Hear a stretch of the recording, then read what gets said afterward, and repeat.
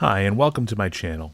This is the first video I've ever made for public consumption, but after watching Game of Thrones Season 8, Episode 3, I feel I have to discuss my absolute disappointment in what is supposed to be one of the biggest story arcs of the entire franchise.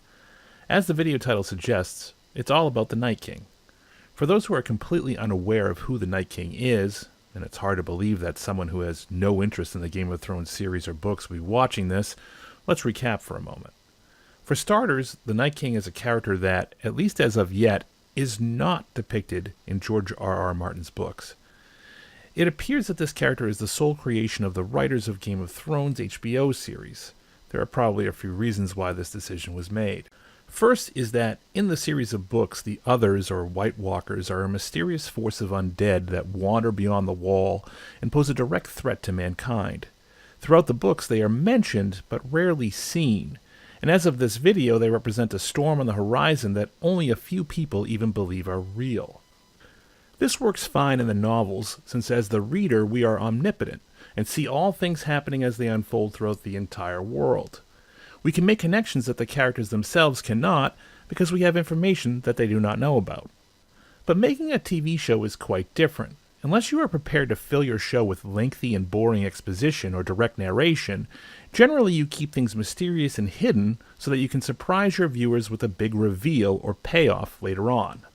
The Game of Thrones HBO series has masterfully crafted the books into a viewable experience for 8 years.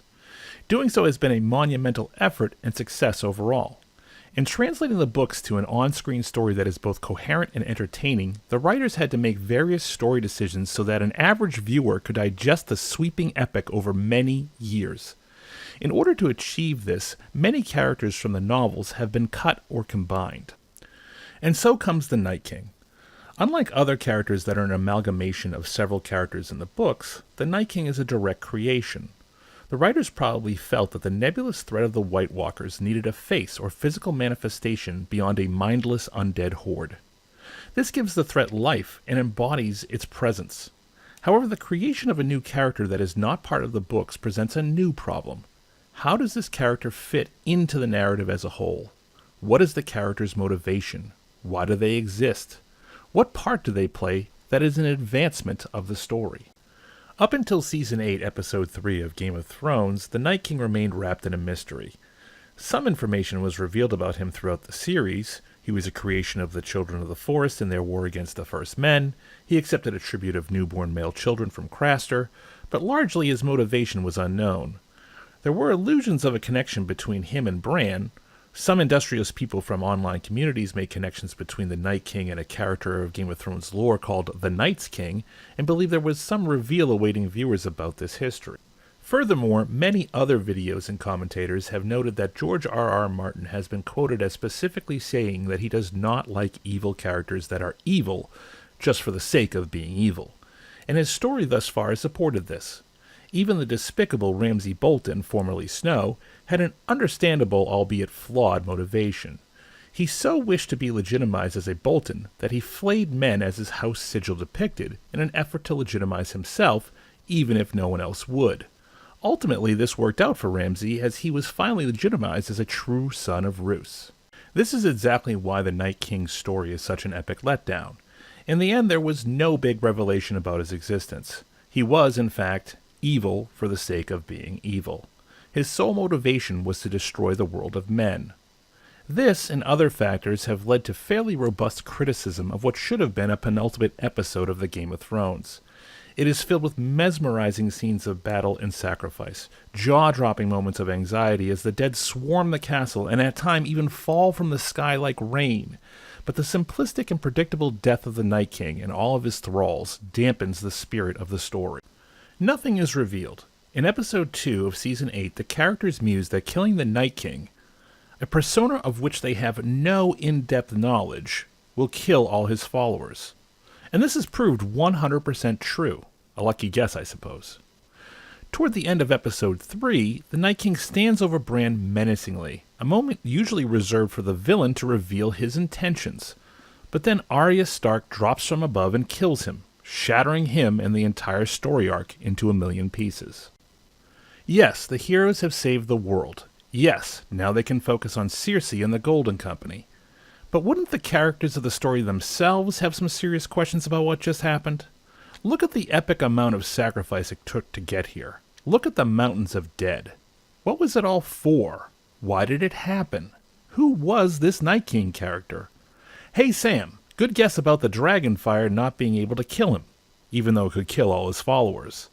And conversely, good thing that Valyrian steel could kill him, just like it could kill all his followers.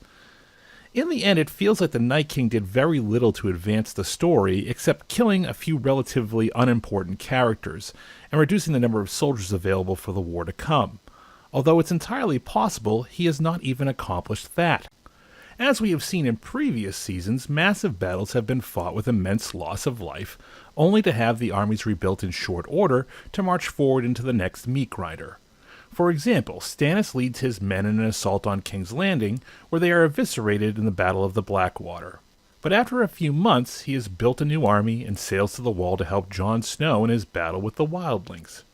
Jon leads an army of men in the Battle of the Bastards against the newly minted Ramsay Bolton, and his men are surrounded and slaughtered to such a degree that the bodies are piled 15 deep. He is ultimately saved by the Knights of the Vale, and a few months later, the army of the North is rebuilt, reinforced, and ready to fight the army of the Night King. The Lannisters, fresh off their annihilation of House Tyrell, are attacked by Daenerys and her dragons. The large portion of their forces and supplies are burned to a crisp. Several months later, Cersei has rebuilt and reinforced her position with the Golden Company. There seems to be no shortage of men available for the endless slaughter.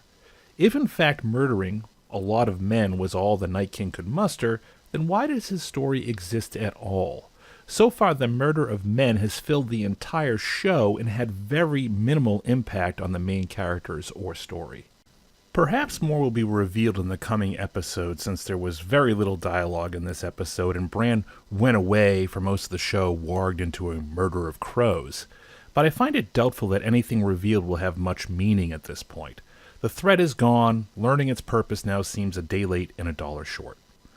If anything of great import needed to be revealed, it should have been done when the stakes were at their highest. This would have led to a more fulfilling story arc for the Night King, and a better understanding by both the characters and viewers of exactly what was going on and why everyone was there. HBO has indicated that there is a prequel in the works called The Long Night, which will likely delve deeper into the existence of the Night King and fill in the necessary backstory that was thus far omitted. But I still contend this information would have been better served by being delivered at least in part prior to Season 8, Episode 3. Instead, viewers, if they still care, and they probably do since the Game of Thrones has such a huge following, will have to wait several years for the prequel to be released. And that's if it ever does get released, since show productions are cancelled all the time. All in all, I don't feel the rather shoddy story of the Night King harms the overall arc of Game of Thrones, but it does represent a low point in the otherwise rich storytelling the show has embodied. Thanks for watching.